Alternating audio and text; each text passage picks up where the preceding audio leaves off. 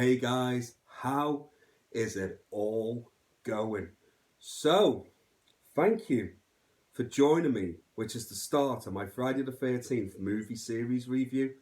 And I'm actually really excited to get started on this because if you guys didn't know already, Friday the 13th is my favourite horror series. It's what made me fall in love with horror, it's what made me become a horror fan. I love it. Jason Voorhees is my favourite horror character of all time.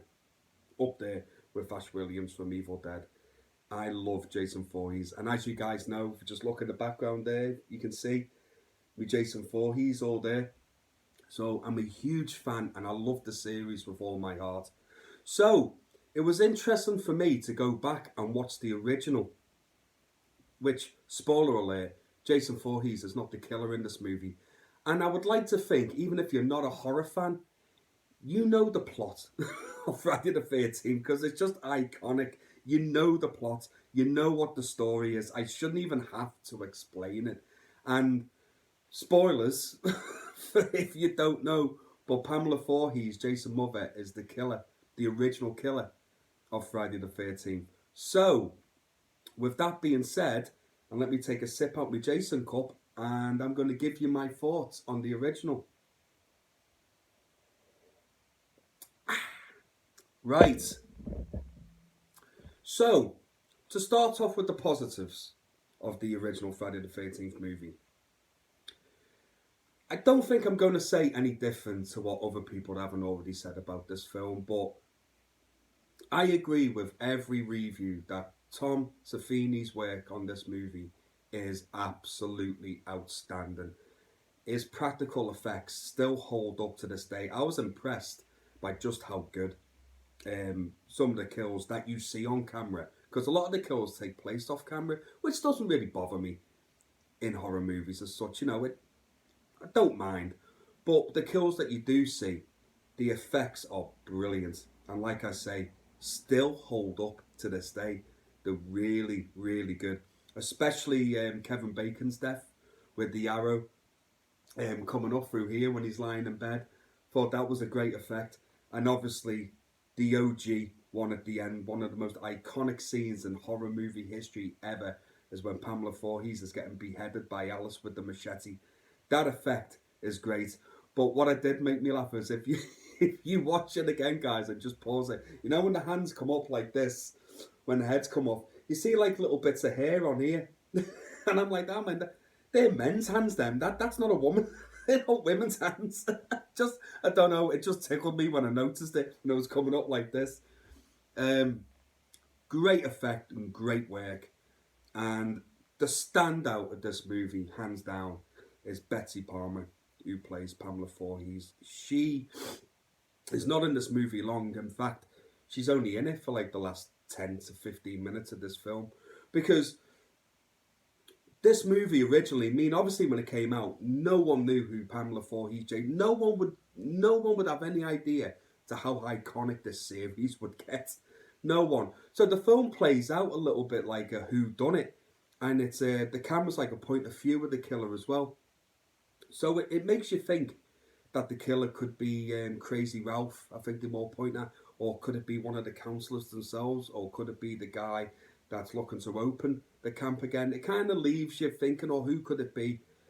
But in a way of doing that, it kind of makes no sense, because if they would have introduced Pamela Voorhees' character a little bit early in the movie, or just have her pop in a little bit here and there, instead of just popping up at the end pretty much out of nowhere, it might have been a little bit more shocking than I think. You'd think, oh, I didn't think it would be here at all. So, just nitpicking a little bit at that one. But she is brilliant in this movie when she pops in. She steals the film. Like, she's the absolute highlight. She plays crazy psycho perfectly. Like, she really does. And she's really quite unsettling, especially when she's doing, like, Jason's voice and she's talking to herself.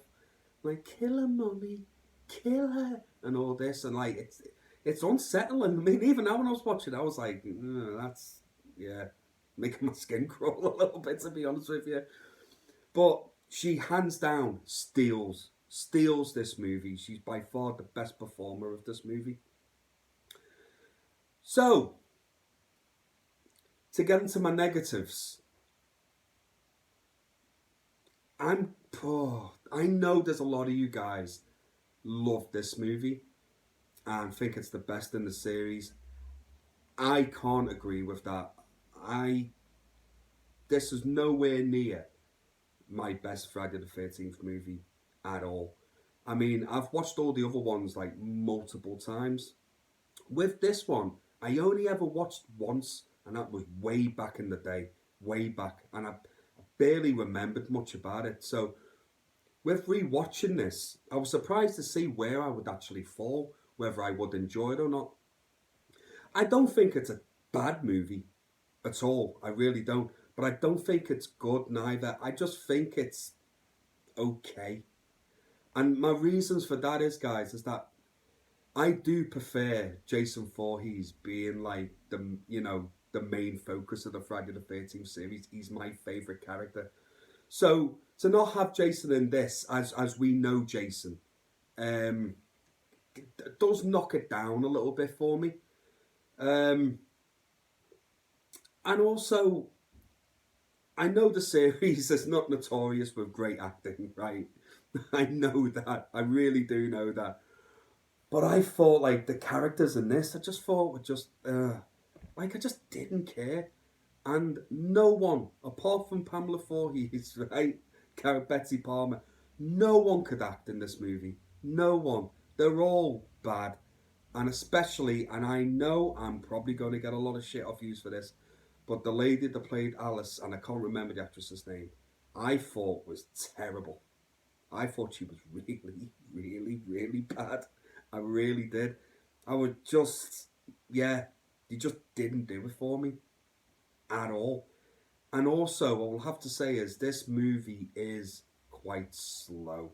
It takes a while to get going. I think like you had one kill. I think and like right, you have a couple of kills at the beginning, but then you have like with our like main characters.